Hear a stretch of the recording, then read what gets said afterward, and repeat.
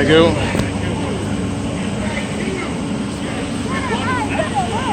I got like drinks, but I don't know what car they're in.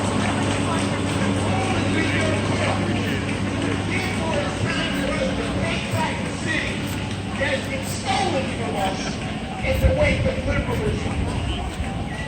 So on that note, as they live, we want to salute our police officers that are here to preserve and protect our society that's being lost.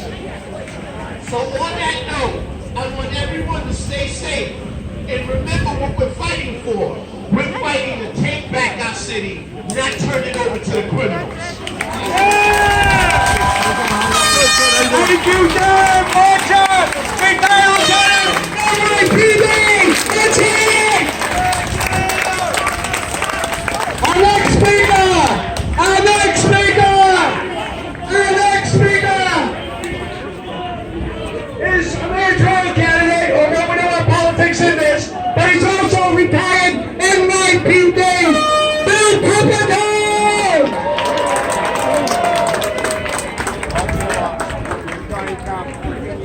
Sometimes you still want to be a cop. You know, you got to pull it back a little, you know, keep your time. And drop that car.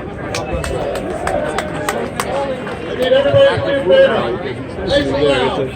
Walking other ways, not being. Firefighters know how we feel about this. Let everybody know.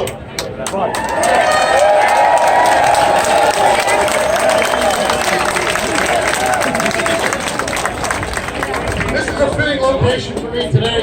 Growing up in Brooklyn, I had two dreams. One, to play third base for the Yankees or the Mets. And I realized I couldn't hit more field. I wanted to wear a real uniform that represents the pride and tradition of New York City, that of the New York City Police Department.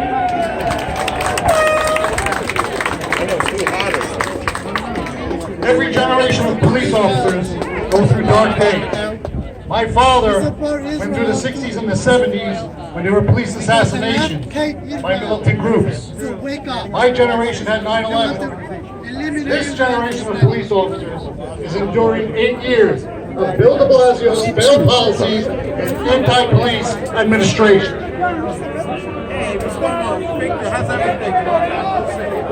But there is a light at the end of the darkness, and that light is shed by you and our police, community and police coming together like today. Thank you for that.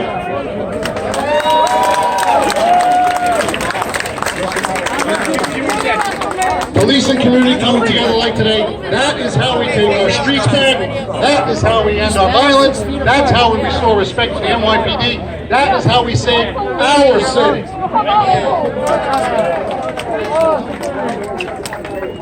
To our police officers that are here today, they're active across the city, you have my respect, you have our respect. There are brighter days coming. Pretty soon there will be a leader in City Hall, and the NYPD will never again kneel. The NYPD will never, ever again retreat. Never. And finally, to the mayor, to City Hall, certain members of City Council who are trying to destroy the NYPD, this is our city. These are our streets. They are not yours, and we're taking them back. God bless. Stay safe. Thank you. Thank you, Lieutenant Bill Pepperton! Our next speaker! Our next speaker! Everybody, our next speaker! This man has loved the Marine Boat! He's loved in Gerritsen Beach! He's loved in Brooklyn South! That's right, back he to the is league. retired That's right. Chief Joe Brown!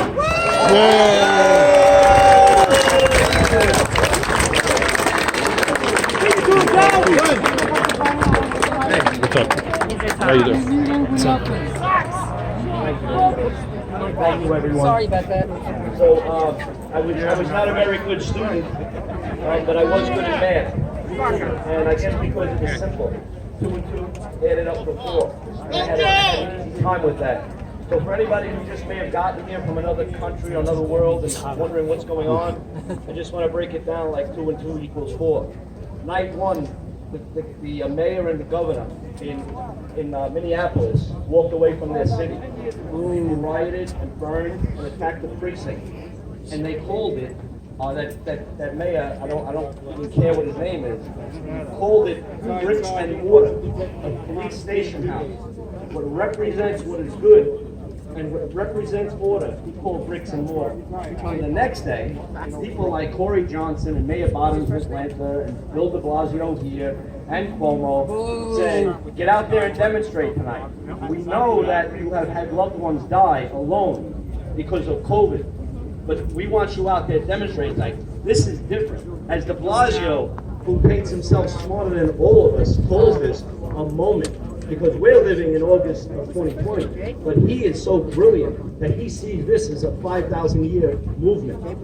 So shame on them. So they said, get out there and demonstrate. So what did people do? Well, they saw what happened in Minneapolis, rioting, looting, and burning. And that's what they did. And any parent here knows that when you model behavior, children do it. And when you condone behavior, they do it. And that's what happened. And here we are, all this time later, with people dying, businesses destroyed. Good, how you And I'm doing? usually the message of hope. And it's difficult now. But I know we'll get through this. So the stock market, it has bad days and it always comes up. It has bad months and it always comes up.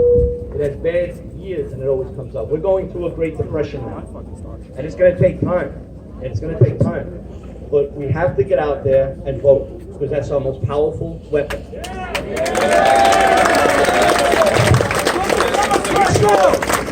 stood before me, and I'm honored to follow Bill Peppercorn. There's a choice. There's a choice to bring this city around. But until we make those choices, we're here, we're going to stay here. The last mayoral race, 22% of New Yorkers voted. Shame on us for allowing this man a second term. Because we were so disgusted, we stayed back. We're not staying back next. We're not staying back. So we have to get out there. And regarding a message of hope, we have to look for that. And my job right now is to point it out for us. So remember, the first 3 or 4 weeks into this, when we weren't even allowed to speak like this. Remember when we stood in front of our houses and our parks and on the boardwalk and we had conversations like this with people and we constantly went like this? Is anybody hearing me? Because I'll be attacked for this. Because the groupthink was so incredible. Well, it's changing.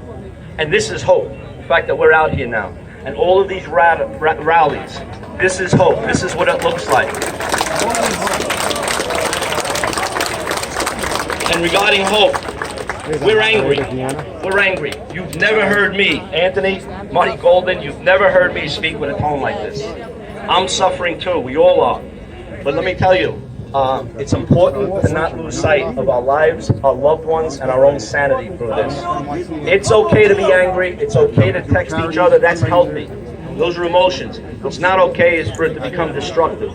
What do we do about it? Activism. Activism, activism.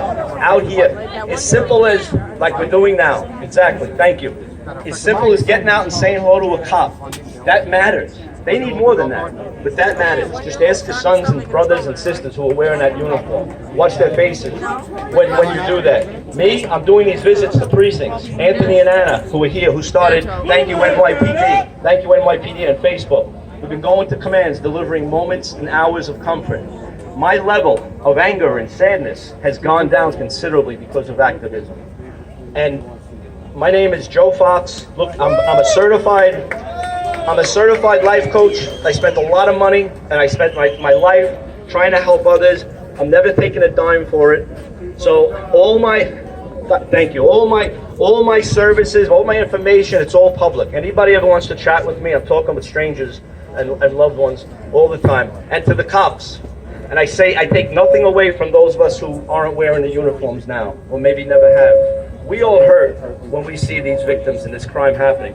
We hurt when we saw Duval Gardner, a one-year-old baby, get killed because of them. We hurt, but then we turn the page of the newspaper and we kind of go about our lives. We feel sad, we say prayers. For these cops, the page never turns. It stays with them. It stays in their hearts. The crime scenes, the deaths, the rapes, the domestic violence, they carry it. And I know they put it someplace, but they carry it because it's coming back for me, having retired for 38 years. And to our cops, remember, People can take their support from you, they can take their gratitude from you, but they can never take why you do what you do away. They can never take that. The only way you lose that is to give it up. So remember the victims. Remember why we do this. Remember we do this for people who need us most. Thank you all. I love you, and God bless us. Thank you, Chief Joe Fox! Let's hear it! Our next speaker are the parents of Gil and it's Kathy and Gil Lee. I don't know if they made it. They were supposed to come. I didn't see them around.